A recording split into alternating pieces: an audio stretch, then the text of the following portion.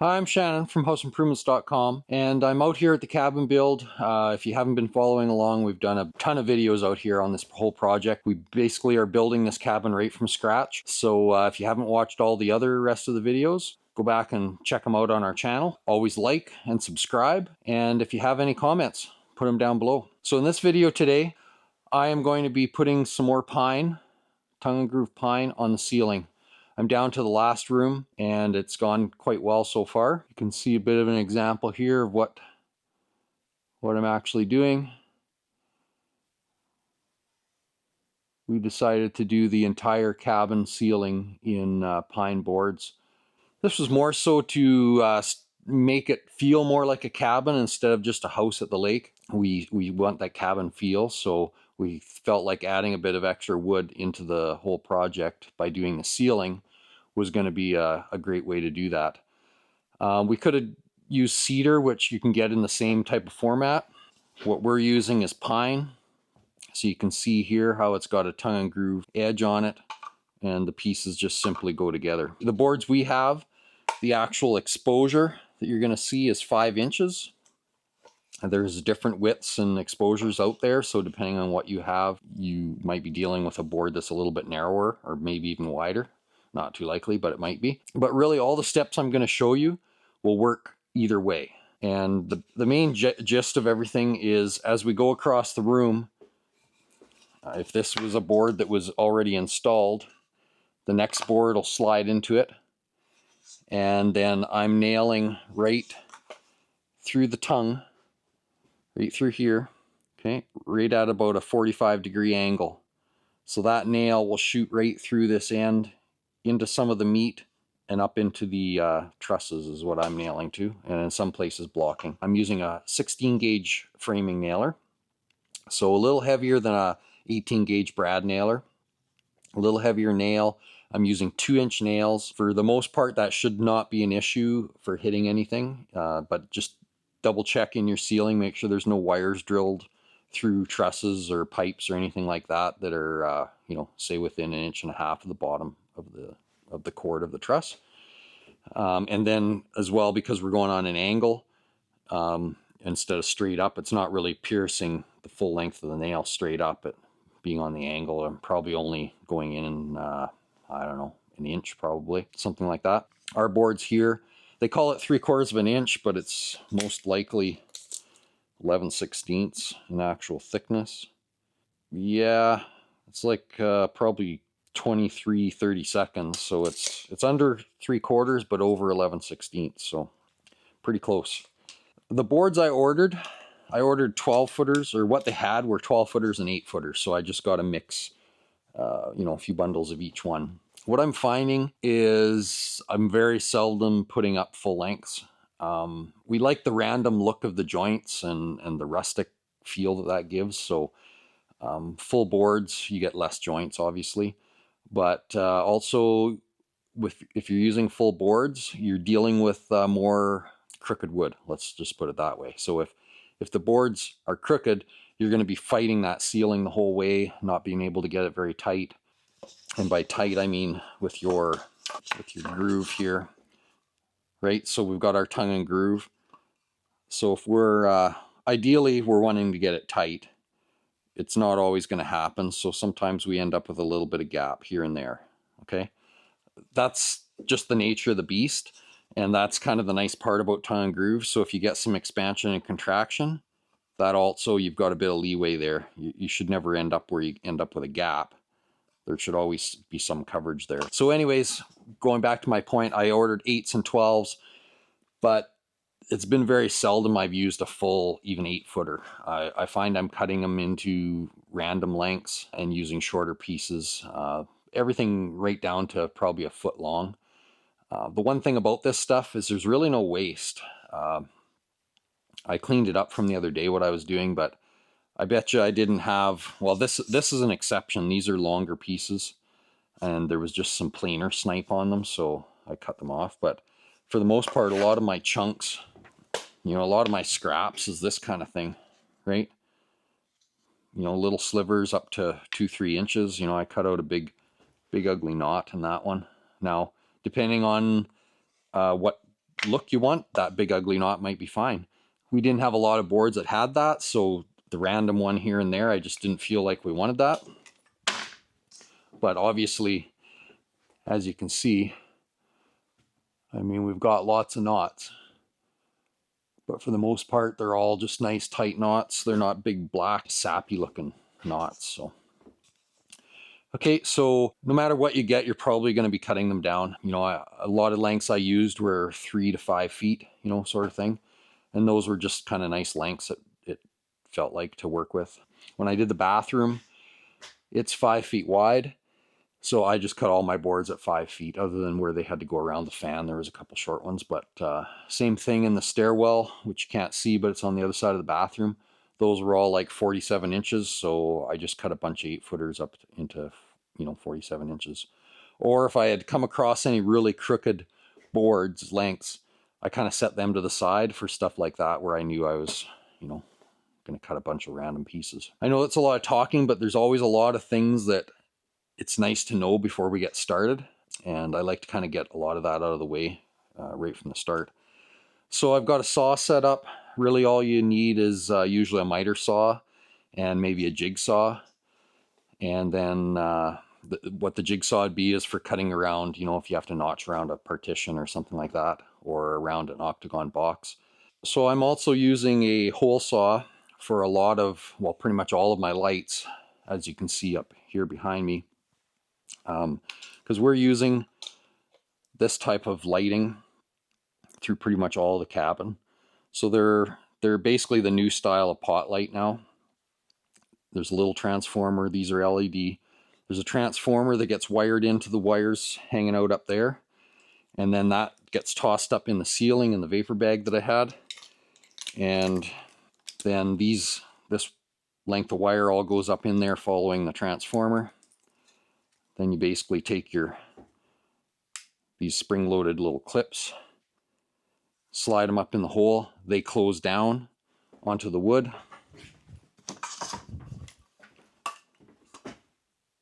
Like so. That's kind of what you get. I don't know if I can get a good shot of that. Okay. Anyways, this is the type of lighting we have. I'm just using a drill and a hole saw to drill those out. And what we did ahead of time, when we figured out our light positions, we marked crosshairs in marker right on the plywood flooring. And then I just have to use my crosshair laser, and I shoot the mark up and to get my position. So we'll show that in this video later on too. Okay, so really basic tools. Well, the chop saw might not be something everybody has, but a chop saw is going to work the best. Jigsaw and the hole saw in my case. Those are really all you need, and of course a brad nailer, 15 gauge, or 15 or 16. Yeah, I know I'm talking a lot. What do we got here? It's already like 10 minutes or something. So anyways, let's get to it. I've got my first row pieces kind of cut and in the room here. So we are going to be doing this bedroom, and we're going to start against this wall. I always like to leave about a 1/4 inch of gap for any kind of wood product like this, and then that way, if there's any expansion, we don't have any buckling or anything. So I'm leaving a 1/4 inch, which will be lots. You notice we don't have any drywall or anything on the walls yet, so there won't be any issues with being able to cover the edges. When this is all done, when we go to drywall, we'll put a finished trim up there as well, all around the perimeter. But I'll show you that towards the end of the video. It'll be easier to visualize when there's actually some pine on the ceiling. What I did is I measured the whole width of my room.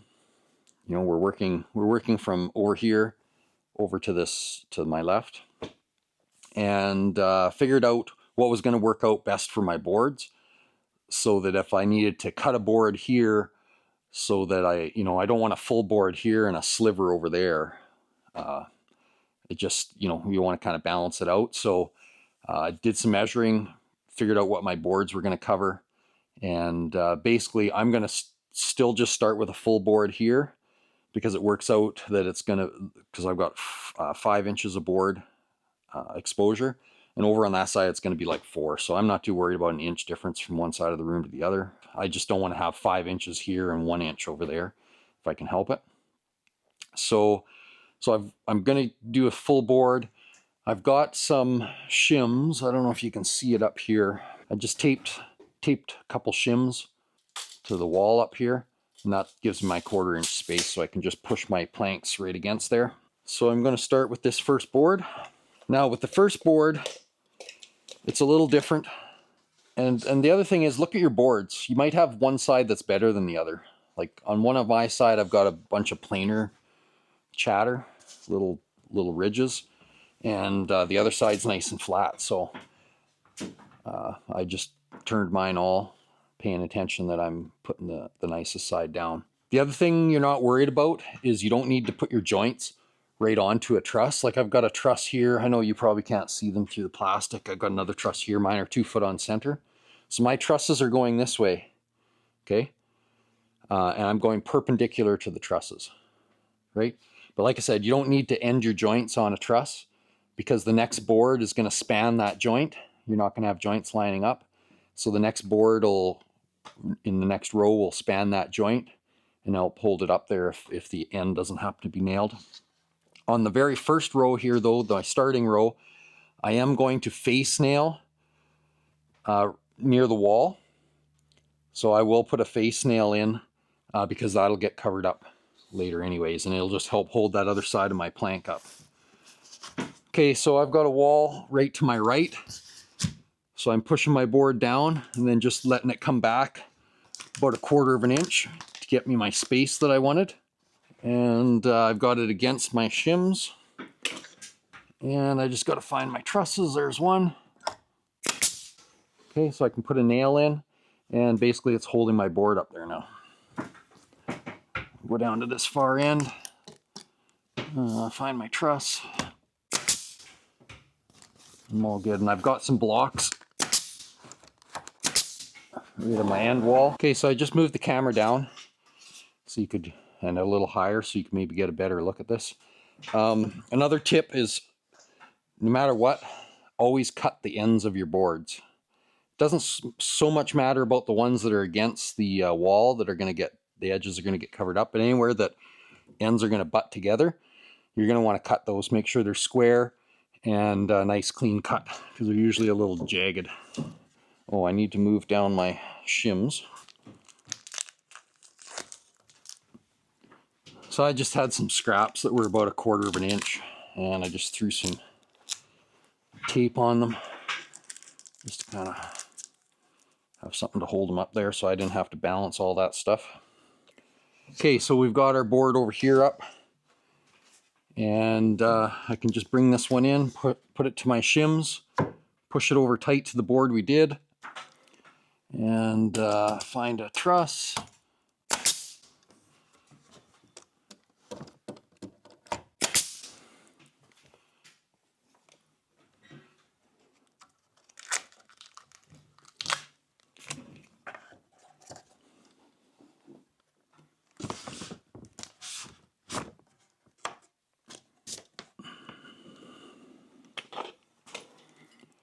There's a knot right there, so I don't want to nail right into a knot. I can get a couple of my angled nails up.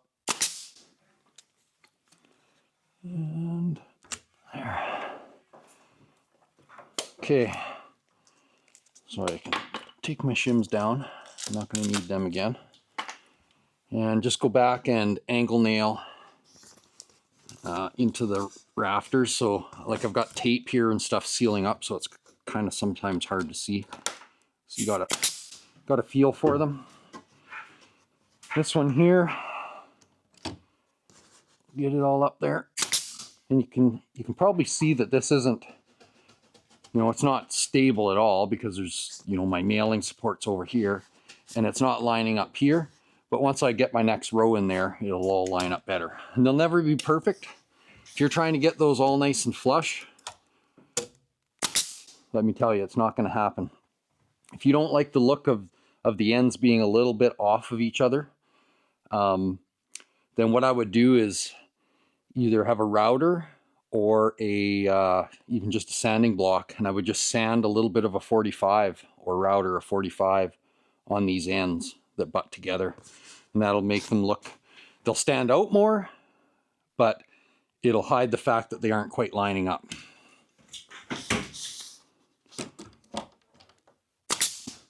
Remember, for the most part, pine and this type of wood is a, you know, supposed to be a little bit more rustic, farmhouse kind of cabiny look, so it's not meant to be 100% perfect.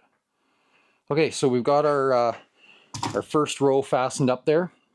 It really doesn't matter which end you work from, because we're just butting our pieces together. And in fact, you can work from both. Like if you cut a few rows and finish them out down to the other end, and you can start back from that end if you want, or take the cut-offs and come back to this end, keep going. Really doesn't matter. It's whatever kind of works for you and whatever kind of scaffold or whatever you're working off of is set up. Okay, so I am going to go cut some pieces. And what I'm going to do, because I've got you probably can't see it, I've got an octagon box there that I'm going to run into here within a couple rows. So I think we'll just do a couple rows here to get up to that area, and then we'll deal with that box. And here's my joint in my first row. So I don't want to have another joint right beside it, especially lining up, or, you know, even within a couple inches. I don't have a set measurement that I stagger my joints or how they work out, but one thing I do try to pay attention is they're not too close to another one. So by too close, for me, I want to be at least 6 inches to 12 inches away from any other joint right beside. So I'm going to go cut, is what I've got here. To this joint here, I'm like 68 inches, let's call it. So I'm going to go cut like maybe a 4-footer and, you know, 3-footer or something like that, 2.5-footer, to start my next couple rows. You should bring your material into the building or the space you're working as well, and let it acclimatize for a couple days. You know, we don't have heat or anything here yet, so I checked my moisture content. I'm right down around 11%, 10 to 11%. So I know I'm going to get a little bit of shrinkage likely once we get a little bit of heat in here, but I don't think it's going to be too bad. Usually your boards are going to shrink or expand and contract in their width, not so much their length. So, but I could get the odd joint open up a little tiny hair, but whatever, that's all going to add to the effect.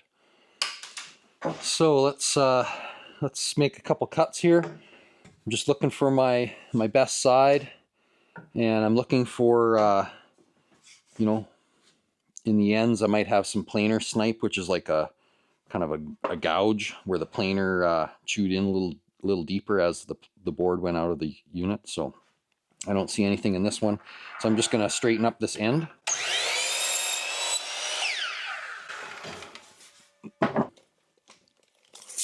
And I said I wanted about around a 4-footer.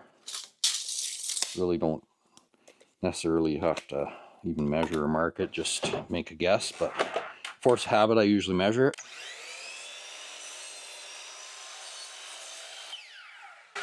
Okay, so there's that one, and honestly the piece that came off of it is probably going to be all I need for the next row after that. So this is the end. It hasn't been cut yet, so I'll just straighten it up.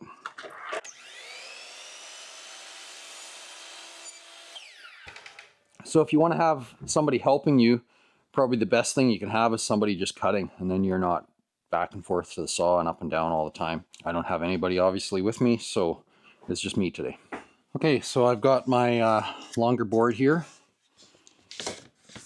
and usually they slip in pretty easily, like that just did. So I slide it into the tongue on the other piece that we just put up, and then slide it down here to where I've got my 1/4 inch gap here against this wall. I'm pretty happy with that. Put in my angled nails.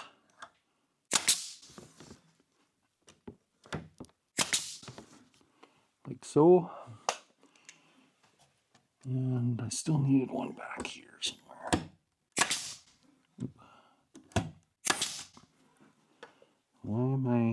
losing air. Okay, so I don't know, can you see that? Right here. I've got a nail that didn't go right in because my ladder was on the compressor hose and it was reducing the pressure I had coming out of the gun. So nice thing with these 16 gauge nails is you can still usually just wiggle them back and forth and break them off flush. So that's good. I'll try this again. That's better. Okay, so we got that piece nailed up. Now I did the next row over as well. So we'll just do the same thing, slide them together, slide it down till I got about my 1/4 inch that I was looking for, and get a couple nails in there on a 45. So my next row over here, I'm going to be dealing with this light here, but we'll deal with that on the next row. So now I can move down, and you can see we've got the end of one row here, another row here. We've got about a, I don't know, 14, 15 inch stagger. And here's the joint in my first row, right? And here I've got, I don't know what it is, 20 inches or something. So I'm happy with the stagger. Now I can throw up another 5 or 4, 5, 6 foot board on these next couple of rows. So I'm going to go get a couple of those. So I've got a couple more cut.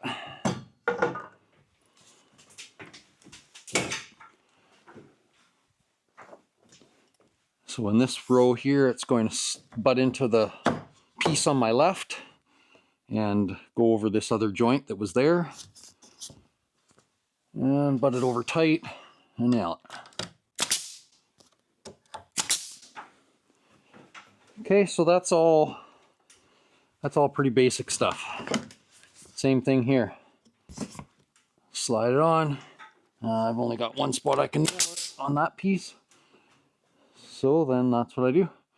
And you just keep working your way along. So I'll finish off this row and then we'll get back to where we're dealing with this. This is a smoke detector back here. So that's in an octagon box. So we'll get back to where we're dealing with that. So it's a lot of work if you're doing it by yourself because you're up and down all day. But it's not difficult work.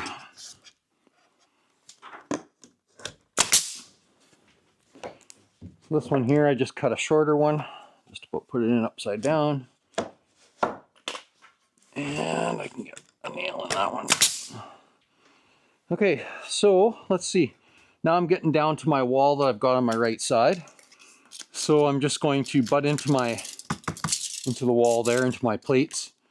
Measure that and take a 1/4 inch off. So that's going to be 19 1/4. And I'll probably do the same thing on this. This is going to be a little longer one. We'll see. So that's going to be 72 1/2, 19 1/4. So I'll cut those and put them in.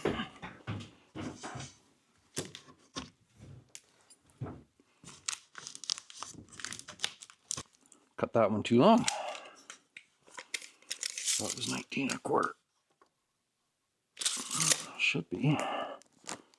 Just a little tight there. I got my poly a little tight in that corner, so I'm going to cut that just a little shorter.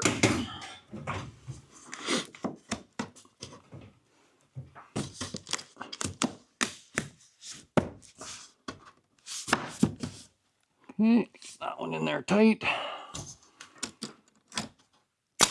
Nailing it. And then this is a fairly long one. So we'll see how it fits.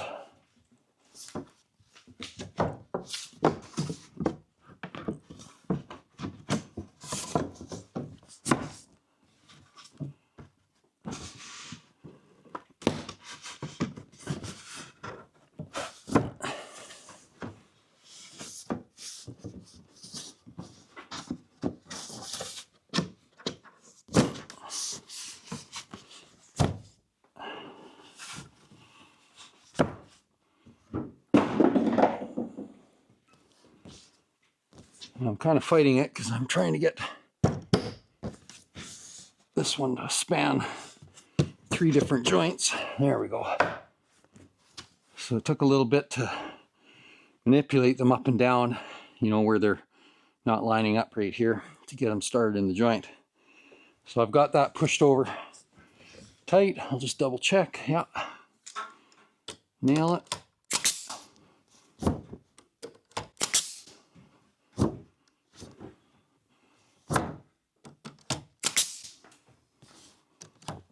So you can see I've got my gap down here, and I'm shooting for 1/4 inch. If it gets a little bigger, it really doesn't matter, because in my case, I'm gonna have my drywall and my trim, which maybe I'll show you that right now. So when my drywall goes on, I'm gonna be able to butt it up to the pine. So that already is covering the end of the pine. I don't see it. But it usually looks better around the room if we add a little piece of trim of the same material as you did on the ceiling as well. So we're basically going to have something finished off like that. And that little piece of pine trim can be nailed to the wall or nailed to the ceiling, whichever you like. Okay, so that's how we'll finish it off. And this I'll just make up, whether I cut it out of some leftover planks here or go and buy some other just straight pine. Might be cheaper, and cut it into strips. And these are, I don't know, there's no real set thing. This is probably 1 inch. Okay, so I've got my smoke alarm octagon box here, electrical box, and I need to mark out around it so I can cut this with the jigsaw. So I can hold my board up. I don't know how to show you this easily. Hold my board up about where it's going to be and mark my edges. About like that. And then I can measure the distance over from this board. Remember, I'm going to be against the edge. They are not out at the edge of the tongue. So we'll call it 2.5 from there. Okay, so we got that one marked. So I'm going to take that over to the table and finish marking it out and cut it out. Okay, so I've got my pencil marks here and here and there. And I'm just going to use, I know those boxes are 4 inches. So I'm just going to line up this hole saw with those marks, get it close, and cut it out with the jigsaw. It'd be better if I marked that on the back, but I didn't, so. You know what though, I think I'm going to do that, because otherwise I'm going to end up marking the surface. So I'll just transfer those marks to the back, 16 3/4 and 20.5. 16 3/4, 20.5, and I believe that was 2.5. The other one.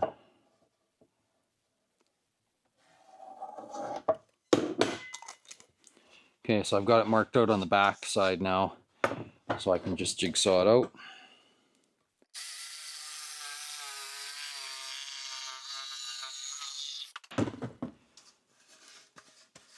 Like so.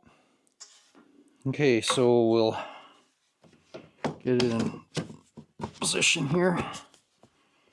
Make sure I've got my space down here at my end against the wall. I do. Make sure I'm tight. I look pretty good on the box. Get a couple nails in. Just like that. Okay, now our second piece.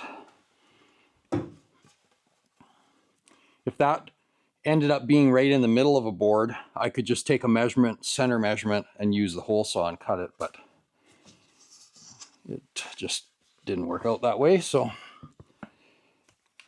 now I can get some marks for this one.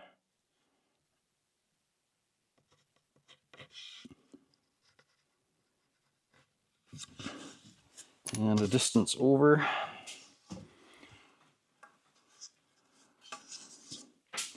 Didn't bring my tape measure over here from the table, so I'll just guesstimate that with my pencil. I'll go cut it out and bring it back. See if I'm close here. And I'm not. I need a little more width out of it. Yeah, I just can't quite get it closed right up, so just go a little bit wider.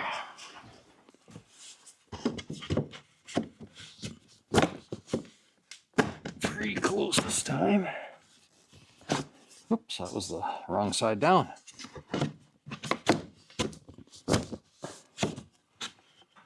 What am I hitting here? Room on the hole.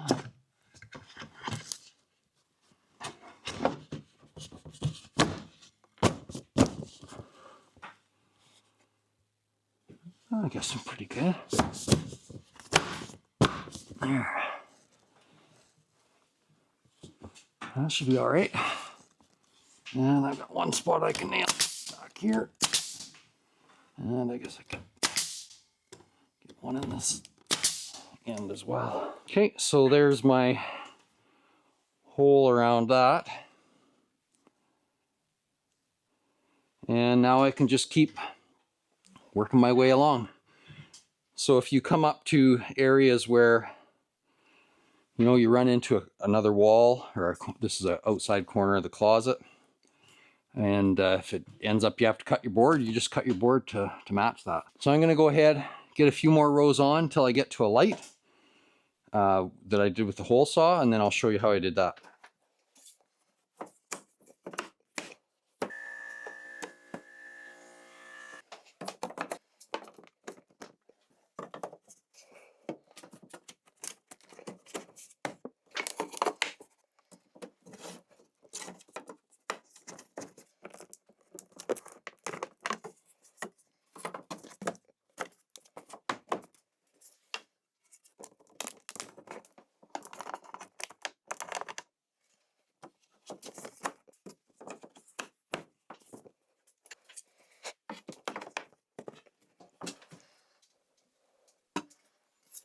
Okay, so you watched me finish those last few rows of pine off, and you've seen me go over top of some boxes that look like this.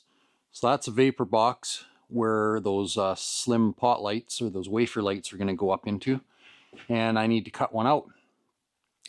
So I just did that whole thing showing how to do that one, and I didn't have the camera on. So here we go. Good thing I have another one. So I've got another one up in this area. Basically, electrician marked on the floor the center points of these lights. And I'm just going to use a laser. You could use a plumb bob, whatever you want. But I'm just going to set a laser on there to transfer my center of that light hole up to the ceiling. Okay, so we've got that on there. We're going to go up to the ceiling here and transfer that onto the ceiling. And then I can take my hole saw and the drill and cut that out. Okay, so you noticed in the video, probably noticed anyways, I was pushing the wires around. I was trying to get them back out of the actual area where the hole is going to be cut through so that I don't hit a wire. They're dead, of course, but I still don't want to hit a wire. And the other thing when you're drilling these holes is just kind of drill with some control so you don't just go pounding through there and maybe catch a wire if it didn't get moved right out of the way. You can kind of tell on your cup saw when you're going to be close because you know what your thickness of your pine is.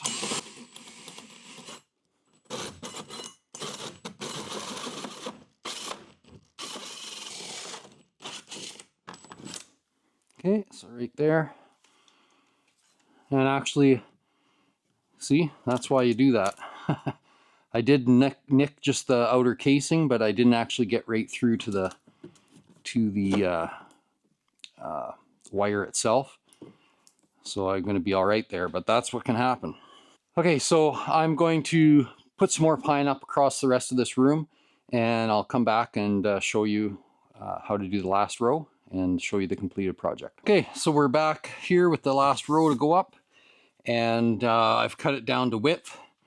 Basically, you just want to measure from your wall over to the end of the tongue, and then that, you know, you could, in my case, I have a, you know, good 1/2 inch to play with that too, but normally you could measure over to the tongue, maybe take an extra 1/8 off, and that's what you're going to kind of want. So that's what I did. I ripped them down just the circular saw, and I'm just going to put in my second piece here so you can see the cut.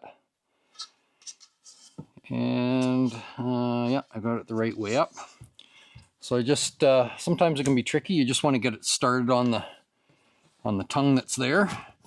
Slide it into place. If you have a little trouble getting it over tight, where is it? Here it is. Just use your handy red bar. If you don't own one, you should really get one. You see me use this thing all the time. It's freaking handy. Okay, something else that I did is I marked on the poly where my trusses were, so I know where to nail, because I'm face nailing now this time. I'm just keeping them back tighter to the wall. That way I know that my trim and that's going to cover that all up. And I'm going to move into the corner here. And I cut that one too long. Okay, I got to go cut 1/2 inch off that. Okay, so I got that all cut. I'm going to have a truss here to nail to. And over in the corner I've got some backing. Get this tricky last one in here.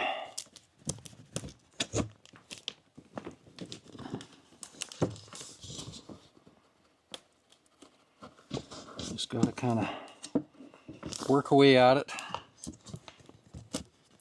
Of course, the last one's going to be the one that wants to fight you.